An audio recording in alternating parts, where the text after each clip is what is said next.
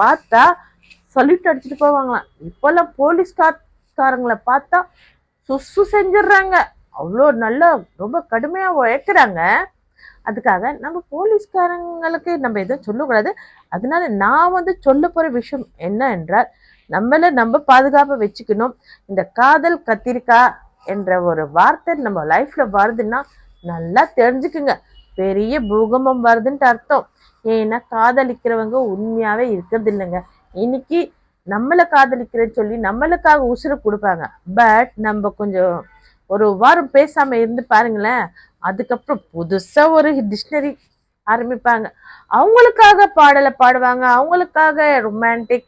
எப்படிதான் வருதோ தெரியலடாப்பா, காதலா இல்ல கத்திரிக்காவான்னு தெரியலங்க. கிலோ கணக்குல வருதுங்க அவங்களுக்கெல்லாம். ஆனா உண்மையா சொல்றேன் பாருங்க, உண்மையான காதல் எப்படி தெரியுமாங்க? பணத்தால இருக்காது, உடலால இருக்காது, வெறும் உள்ளத்தால இருக்குங்க. அதாங்க உண்மையான காதல். உண்மையான காதல் இல்லைங்க. பை சான்ஸ் உண்மையான காதல் பொண்ணா இருக்கட்டும் பையனா இருக்கட்டும், உண்மையான காதல் செய்யறாங்கன்னா அவங்களுக்கு ஏமாற்றங்கள் மட்டும்தாங்க கிடைக்கும்.